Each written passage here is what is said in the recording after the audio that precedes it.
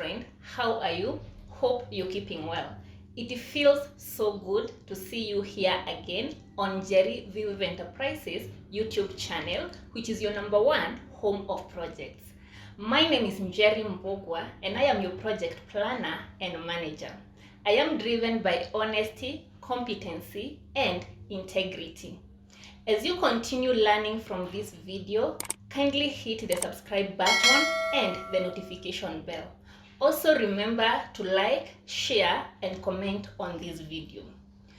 On today's video, we have a visitor who will be answering major questions that arise in taxation in Kenya. I take this opportunity to welcome Mr. Francis Mbogwa, who is a lawyer by profession, but he will introduce himself more as we continue with our topic today. So, Mr. Francis. Yes. How are you? Very fine, thank you. Welcome to Jerry Vive Enterprises YouTube channel. Pleasure. We feel so honored having you here today and creating time to come to our studio. I am optimistic that this engagement will be helpful to our viewers. Sure, and I certainly hope it will be, and it will be of great help to our viewers. Okay, yeah. I think we will go straight to our questions and start with the PIN. All right. Kindly let us understand who is eligible for the PIN. All right. The person who is eligible, or the entity that is eligible for a PIN, is an individual or a person who is in business. That means a business entity. So a person who is eligible for a PIN is a person who is over 18 years and a business that is in business, a business that is in business technically, and person who wants to apply for government services, okay, and such as help and so forth. Okay. They are eligible for having a PIN. Okay. Yes. So what are the requirements for you to maybe apply for the PIN? All right. So I'll answer this in two limbs. That is for resident and non-resident. Okay. For a resident person, you need to have your national identity card. Okay. Or if you are a resident person but you're not Kenyan, you need then to have an alien ID. Okay. And you also need an employer's, that is employer's PIN certificate. Okay. Those will be the requirements. Okay. Apart from others such as residential addresses and your personal addresses such as telephone numbers and email addresses. Okay. Yes. So why should one need a PIN? Okay. One requires a PIN to do various transactions. Okay. For you to transact in Kenya, you need to have your PIN certificate. As you may be aware of, or you will certainly see, if you need to apply for KPLC services, that is for the power, you need to have your PIN certificate. If you want to apply for water services, such as Nairobi Water and Sewerage Company, you need a PIN certificate. You need a certificate for VAT if you're in business. You need a certificate for application of other services such as NHIF, that is National Health Insurance Fund. If you need to transact land, if you need to buy a vehicle, if you need to get licensing for your business, you definitely need a PIN certificate. So it is required in a wide range of services, and it is very important to have a PIN certificate. Okay. Yes. So once you register for the PIN, can you again deregister the PIN? Yes. Registration is applicable, but mostly for non-resident individuals, and that is in case if your business in Kenya or your employment in Kenya ceases, or you are not in employment again, or you don't want to do business in Kenya again, and you want to move back to your country, then you can register your PIN. Okay. You can also register the PIN if your business has ceased or has closed down. Okay. Maybe reasons with the insolvency, or you have decided that you want to close down the business, or maybe there's a merger, and you want to maybe change the name of the company, you want to trade as a different entity altogether. You may deregister the PIN, and that is very applicable. But for individuals who are residents in Kenya and they are Kenyans, if the moment you have your PIN, it's not very easy, or it's not applicable to deregister the PIN. Okay. Sure. So basically, those are some of the major questions that arise when it comes to PIN. And if you have any other question under PIN, you can comment on the comment section, and Mr. Francis will get back to you immediately. Absolutely. So Mr. Francis, we have tax obligation. Yes. Kindly let us understand the various types of taxes. Okay. We have a wide variety, or a wide range of taxes. Okay. We have income tax. Okay. Then we have excise duty. With income tax is tax that is from derived income that has been accrued in Kenya. So you'll be taxed on that. Maybe pay as you earn. Okay. For example, employees they pay taxes, so that is income tax. We have dividends. Okay. If you are in a partnership or in a group where you paid dividends, then those dividends are income, part of income, so they will be taxed under income tax. And interests, also if you loan someone, maybe you give someone a loan, a personal loan, or whatever case may be, then that income that is from interest will be taxed under the Income Tax Act. And then we have the rental income. Okay. Those that is the rentals for the residential and commercial purposes. Okay. And their rates, I'll talk about them in a bit. And then we have excise duty. Those are for the imported goods and manufactured goods. We need to pay VAT for that. Sorry. For the we have excess duty. Excess duty is for the imported and the manufactured. We also have those are the manufactured and imported goods or services. Then we have okay, I'll repeat the part of excess. So we have excess duty, which is taxed on imported goods and manufactured goods. Okay. We also have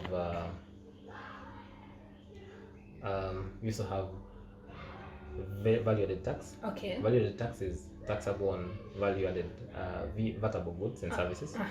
So the difference is what, for example, if you buy a product at 100 shillings and which you bought at a VAT, which you bought having paid VAT, and you sell it at 116 shillings, the difference of the difference, the value that you have added to that product is what you pay as value-added tax. Okay. The other type of tax is capital gains tax. That is paid on transfer. That the accruals on transfer of property in Kenya. Okay. Such as if you sell land, if you sell land at a profit, the accruals they are taxed capital gains tax. And then we have agency tax. Okay. Agency tax comes with such as betting. 20% is paid on that, on all the betting gains. So those are the various types of taxes that we have in Kenya. Yes. Okay. And if I may ask, can one maybe apply for obligation cancellation? And if yes, how? Sure. One can apply for cancellation of obligation. For example, you have an obligation of VAT, or your business has an obligation on VAT. You can apply for cancellation at any one point or at any one time, where you feel or you are certain that the business does not need the obligation anymore. Okay. For example, VAT. If you're out of business or you stop trading, that means there's no exchange, or there's no transfer of vatable services and goods, and so you don't need you no longer need that obligation. Okay. Since it will now give you liabilities in the future if you don't file for them. So it is good to always cancel those obligations that you no longer need, or your business no longer needs, either individually or as a business. Yes.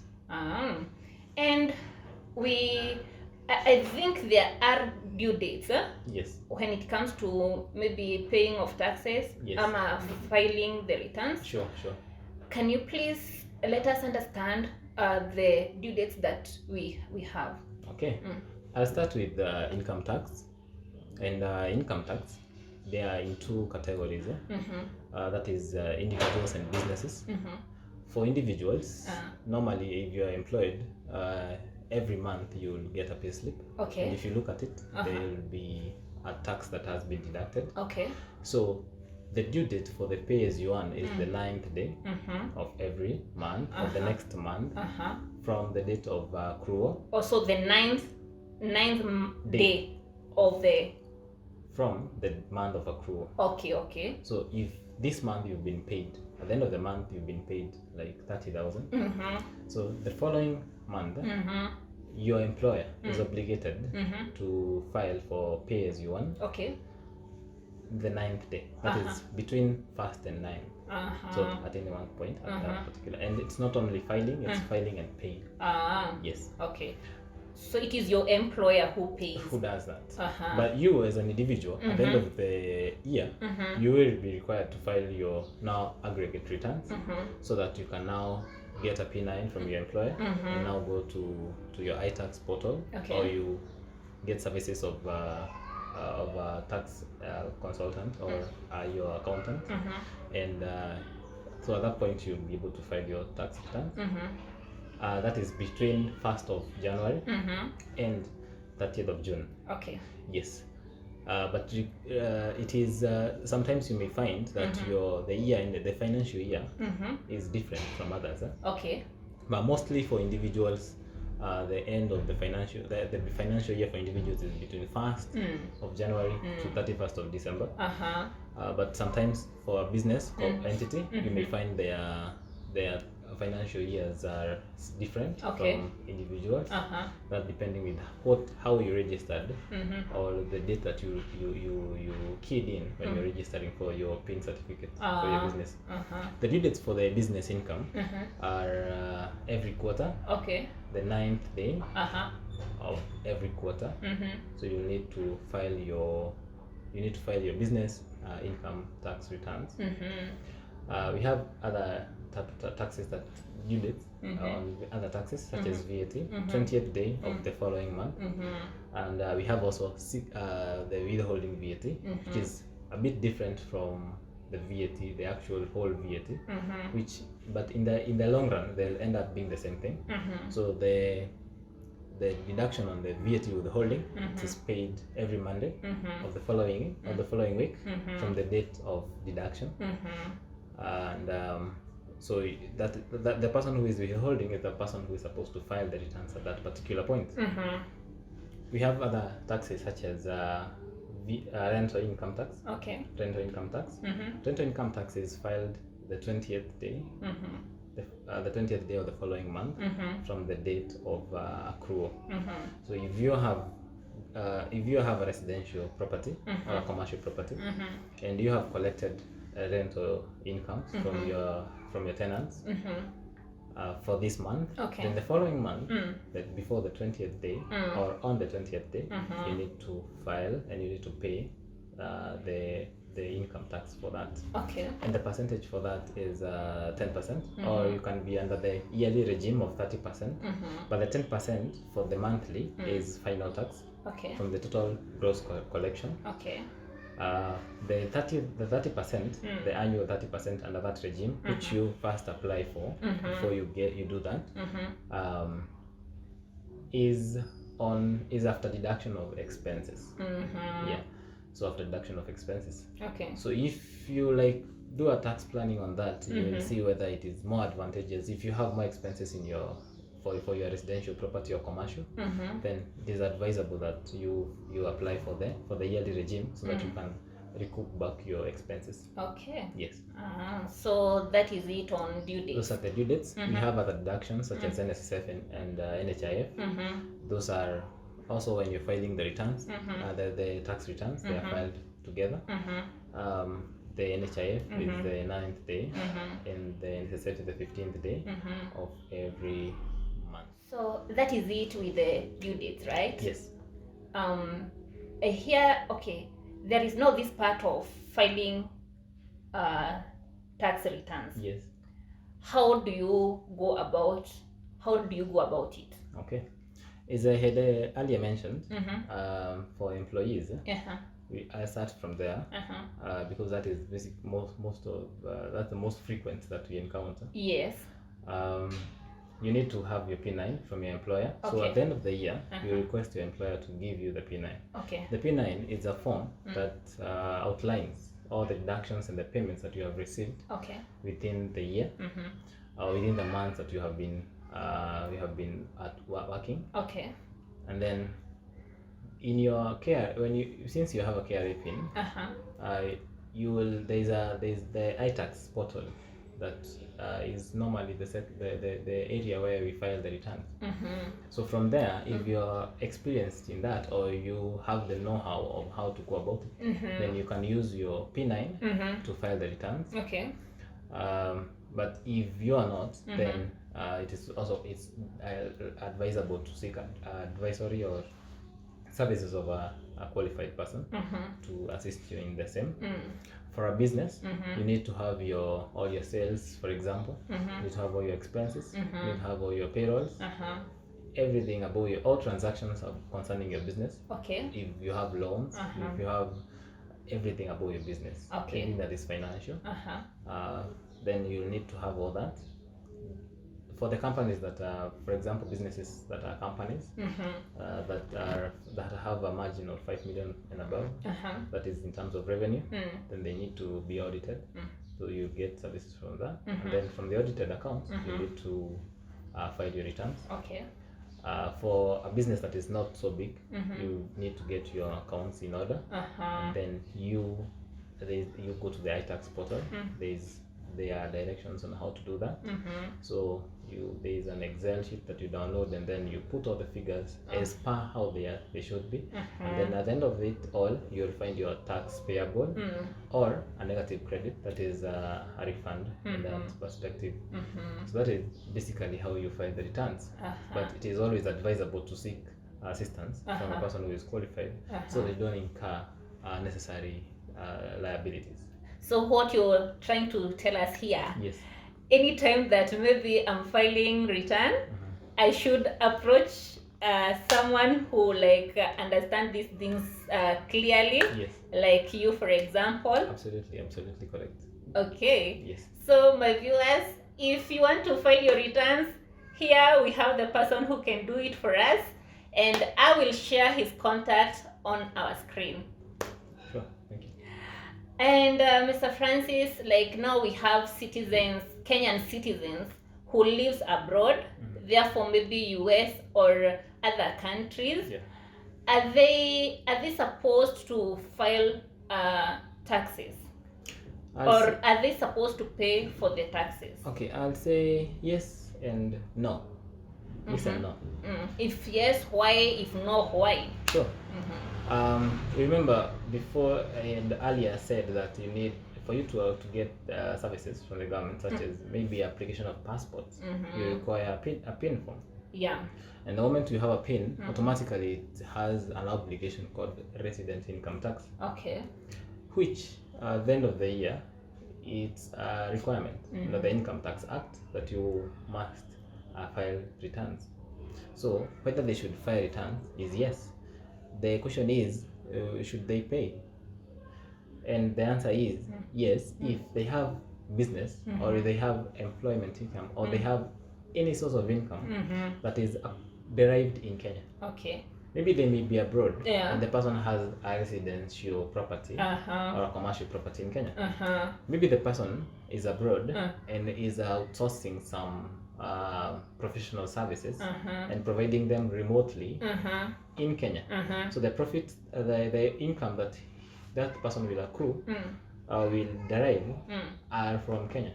So at that particular point, the person will need to and must file returns and pay if there is any tax due while in Kenya. But if the revenue or the income is derived from abroad, or in USA as you asked, then that person is required to file returns in the USA. Okay. However, for you to be very clear with where you stand is if you're not certain, because maybe a person is employed by a company in Kenya, but that company has a subsidiary abroad. The question is, should the person pay abroad or in Kenya? Then at that particular point, we look at the employment contract. Okay. And we also look at the double taxation agreement. Okay. That's it's a legal regime that tries to protect income earners from being taxed twice when they are working from abroad and they are required to file taxes in Kenya. Okay. Yes. So in an event, maybe once a person has such a transaction or even a more complicated transaction, because they are, then at that particular point you can come to us and I can assist you. Okay. Yes. So that question was mostly for my clients who are in US, and they have been asking, are we supposed to pay taxes when we are in US? Yes, if you are doing business here in Kenya, or if you have employees here, like you sourcing for the professional here in Kenya, yes, you're supposed to. But if you're not doing any business and you're not sourcing for any professional services here, then you are not supposed to pay taxes. You are just supposed to pay taxes wherever you are. Now, there are tax brackets for an employee. Yes. What are these tax brackets? Okay. Tax brackets are under what percentages basically will you be taxed with regards to your income. So if you earn 24,000, that is the minimum per month. Or the minimum you're supposed to be earning for you to be taxed is 24,000. Yes. So if I'm earning less than 24,000, I'm not supposed to be taxed. No, you're not taxed. The only thing you pay is the NSSF and the NHIF. So those are the only deductions. But for tax, for the pay as you earn, you're not. Okay. From that is 24,000. But 24,000 per month, you tax 25%. Okay. That means if you work for 10 months, that is 240,000. So you'll be taxed 10%. Okay. And then and then 8,333. That is per month. Those are from the 24,000. So if you earn an excess of 8,333 per month, then you'll be taxed under the 25% regime. Okay. And if you earn if you earn that 2,333, you'll be taxed under the 30% regime. Okay. Those are in excess. So we first finish with the first bracket. Okay. Then comes to the second bracket. Then go to the final bracket. So how many brackets do we have? 3 of them? We have 3. The first 10%. In excess, you get 25%. Okay. In excess of that 25%, you'll be taxed under the 30%. Okay. Yes. So it's like the more you earn, the more you get taxed. Okay. That is why it's pay as you earn. Yes. Pay as you earn. So yes. The more you earn, the more you get taxed. You get taxed. Yes. The less you earn, the less you get taxed. Absolutely. And now there is this tax relief. Yes. So what is the tax relief? Okay. And how much is it? All right. Taxation for taxation regime in Kenya gives you like a pat in the back. Okay. Like you have done a good job this month, and we like to give you, not to give you back, but to just give you an allowance of some amount of tax that we will not tax you, or we will forgive you, if I may use those words. So that is 2,400 per month. So if you earn 26,000, okay, you will be taxed since you are over 24,000. But then the tax that you are supposed to pay, and when you're earning that 26,000, out of that tax you deduct 2,400. Okay. So you will find that when you are at that particular angle, you will not pay the tax, but you have been taxed. It's only that you have been given a relief. Yes, so that is 2,400 for every month that you have worked. Yes. Okay. Yeah. And I hear there's a time that see, we are talking about you paying the tax. Yes. But there's a time you could have maybe in that month or in that period of time, you're not now the one who is paying. Okay, after filing the taxes, yes, you're not the one who is supposed to pay the tax. Yes. You're supposed now to get the refund. At what point do you get now the tax refund? Okay. And how? All right. Yeah. That is and that actually is a topic that is very interesting. When we talk of refunds, because normally, or with the current events, the KRA, the Kenya Revenue Authority, it is very competent nowadays.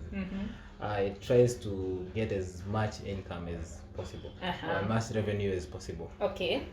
So getting a refund is something very tricky, but it is doable, and you can get a refund if you follow the right procedures. Okay.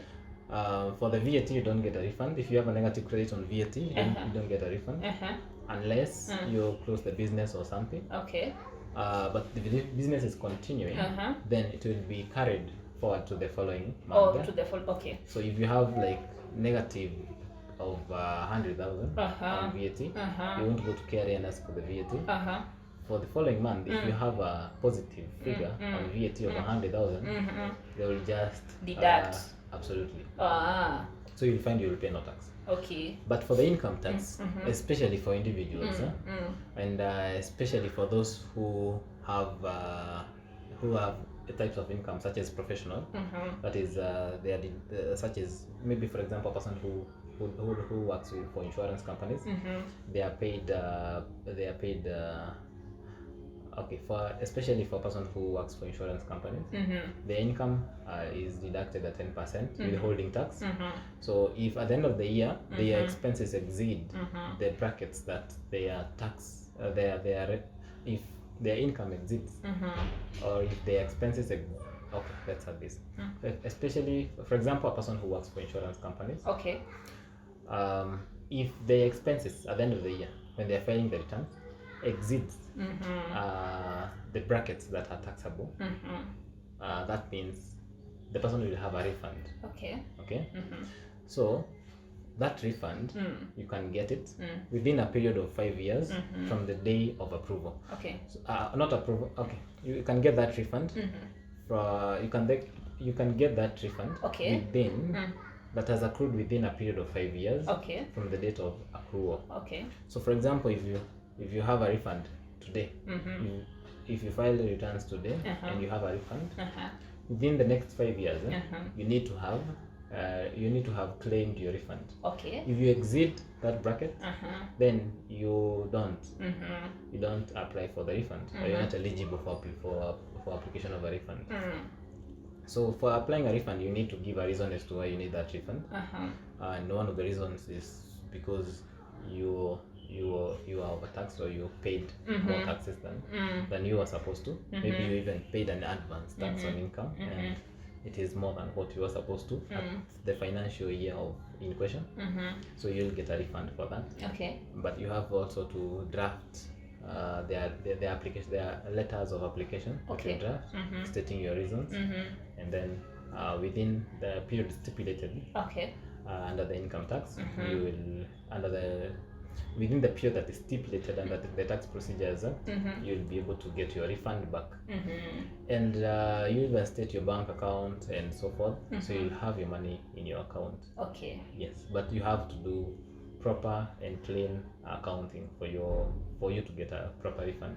Okay. Because they may ask for documents. KRA may ask for documents such as account statements. Okay. That is the bank account statements. They may ask for M-Pesa statements. Okay. they do that. They may ask for all supporting documents for your transactions that you filed for within the year in question. Yeah, so it is very in order to have your accounts properly done. Okay. Yes. So it is possible. You're saying that it is possible to get